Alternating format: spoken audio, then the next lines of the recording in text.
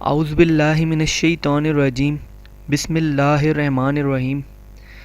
ایک بار پھر آپ سب دوستوں کا اسلامک انفو چینل پر خوش آمدید۔ دوستوں، اگر آپ نے ابھی تک ہمارے چینل کو سبسکرائب نہیں کیا تو پہلے مہربانی کر کے اس کو سبسکرائب کر لیجئے تاکہ آنے والی ہر نئی ویڈیو آپ کو ملتی رہے۔ تو دوستوں، آج کا ہمارا ٹاپک ہے استخارہ کیا ہے۔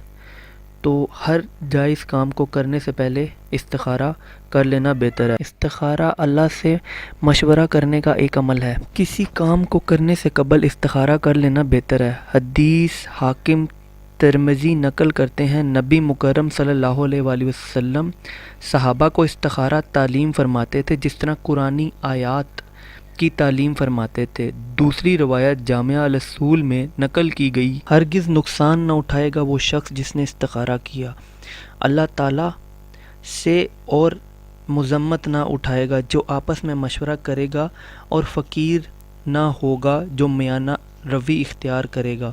اور حضرت انس رضی اللہ تعالیٰ عنہ سے روایت ہے کہ فرمایا، پیغمبر خدا صلی اللہ علیہ وآلہ وسلم نے کہا، اے انس، جس کام کا بھی قصد کرے تو استخارہ کر، اللہ تعالیٰ سے 7 بار اس پر عمل کر کے وہی بہتر ہے۔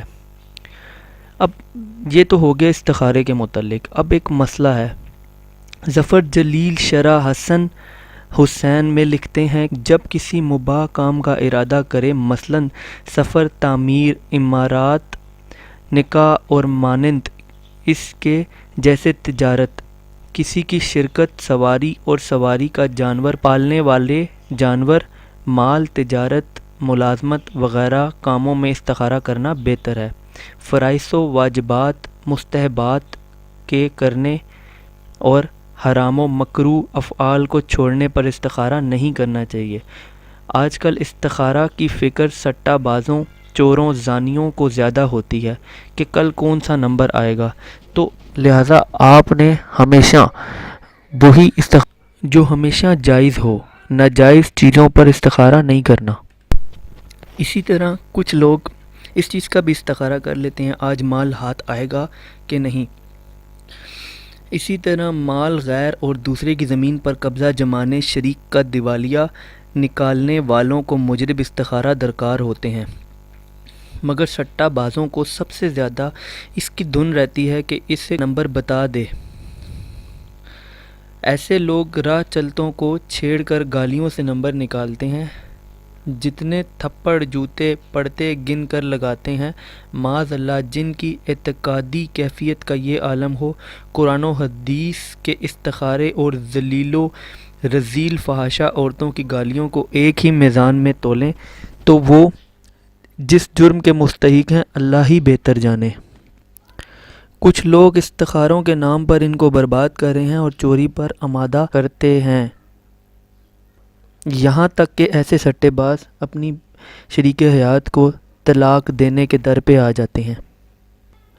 سٹہ باز یہ خیال کرتا ہے کہ آج ہی ساری عمر کا گیا ہوا واپس آ جائے گا، مگر سوائے بربادی کے آج تک کسی کو اس کام میں سنورتے نہیں دیکھا۔ اس کی وجہ یہ ہے کہ اس کو خدا کی ذات پر بھروسہ اور کلام خدا پر اعتقاد جتنا کمزور ہوتا جاتا ہے، اتنا ہی وہ حرام ذائقہ کی طرف بڑھتا جاتا ہے۔ جن کو خدا پر کامل بھروسہ ہے، وہ اس پر بھی یقین رکھتے ہیں کہ رزق مطلق، قادر و متی، حلال ذرائع دینے پر ہی قابو ہے۔ مولا کریم ہدایت فرمائے، آمین ثم آمین۔ تو دوستوں، یہ تھا آج کا ہمارا استخارہ کیا ہے، اور آنے والی چند ویڈیوز میں ہم آپ کو استخارہ کرنے کے طریقے بتائیں گے۔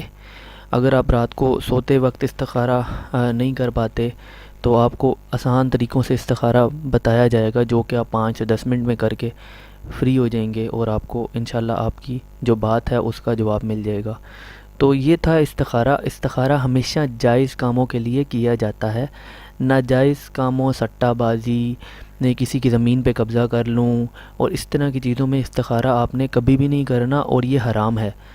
تو استخارہ ہمیشہ جائز کاموں کے لیے کیا جائے، جیسے نکاح کے لیے اور کاروبار کے لیے، نوکری کے لیے، اس طرح کی چیزوں پہ استخارہ کیا جائے کہ یہ نوکری کر لوں یا نہ کروں۔ تو اس طرح کی چیزوں پہ استخارہ کریں گے تو انشاءاللہ آپ ایک رائٹ وے میں رہیں گے۔ اگر یہ ویڈیو آپ کو پسند آئی ہماری، تو کائنڈلی آپ اس چینل کو سبسکرائب کیجئے تاکہ آنے والی ہر نئی ویڈیو آپ کو ملتی رہے، اور اس کے ساتھ ساتھ آپ نے اپنے دوستوں کے ساتھ بھی اس چینل کو شیئر کرنا ہے اور ہماری ویڈیوز کو شیئر کرنا ہے تاکہ وہ بھی اس سے فائدہ اٹھا سکیں۔